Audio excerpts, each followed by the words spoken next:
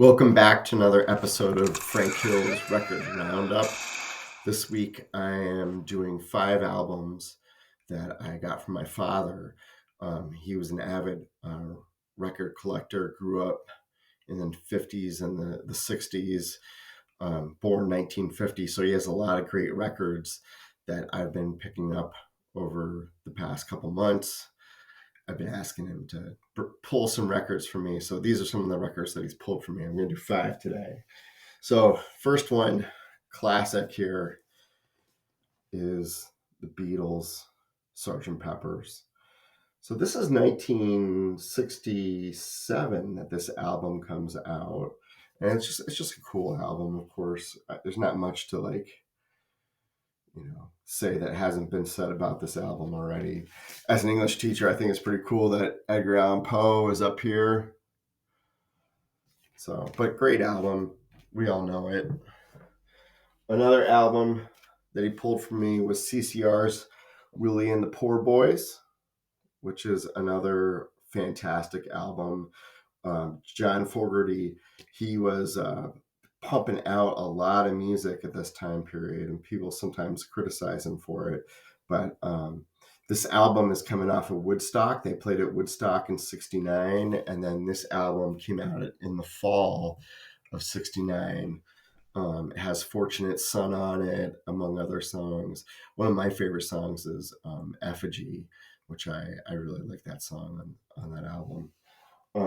Another album my dad definitely was going to give me, I knew it, because he really likes this album, James Gang Rides Again, which is it's a cool album. Definitely is a cool album, but it took me a long time, and it's still taking me time to appreciate what Joe Walsh is doing in this album.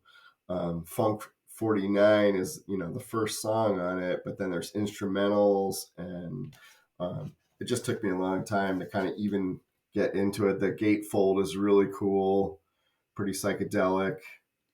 The back is pretty cool. It's got them on motorcycles. So the interesting thing about this album is that there's a track called The Bomber on it. And it has a section of Ravel's Bolero on it, and they were worried about copyright. So it was on the first pressing, and then they took it off the album. And when I went to see if this is the first pressing, I saw, oh yeah, like in the gatefold, the song is 7 minutes long. It must have that Bolero section. But when you look at the actual record, it's cut down to like 5 minutes. So it's an edited version of the song. They have restored that section at this point. So if you listen to it on CD, you hear the Bolero section and them playing a little snippet of that, which is kind of cool. This album was my surprise album, probably. Supertramp. I've seen this album in my dad's collection, and it's got a really interesting cover on it with the prison and the stars and just the logo. Everything is really interesting, but the songs on this album are fantastic. So it has School, Bloody Well Right, Hide in Your Shell, Asylum on side 1. On side 2 it has Dreamer, Rudy, If Everyone Was Listening, and then Crime of the Century. And this album came out in October 1974. So pretty cool. I forgot to go back to this one. This one came out when my dad was 20. So it came out in 1970. James Gang Rides Again.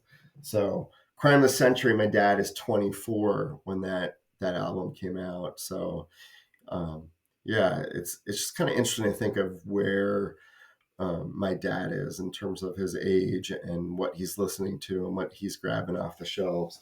And then the last album in this section here is Electric Light Orchestra, A New World Record. And this is a fantastic album too. It has great songs. And when I was doing a little bit of research for this album, I didn't really like the title, A New World Record, but I didn't get it was a pun, so it's a new world record, like the Guinness books. It's a new world record. and also a new world record, something that like the world is going to hear and everything. It's got the ELO logo here. This is new on this album. They did not have this previously, and they would continue to use that album, which is kind of like a psychedelic jukebox kind of look to it. That's what I imagine. Um, and again, some really great songs. Jeff Lynne wrote all the songs, and when I was doing research, it said that Jeff Lynne was considered the fifth Beatle. A lot of people looked at him that way. And when you listen to this album, you definitely get the feeling of, oh yeah, these songs are really influenced by Sgt. Pepper's and by like the Beatles and everything. Um, you just get that feel about it. So I don't think that comparison is wildly off to call Jeff Lynne the fifth Beatle, but a great album, great songs. Dewey, Telephone Line, Rock Aria, like there's just great songs, lots of hits on this one. So that's the record roundup for this week. I hope you enjoyed the records and come back again.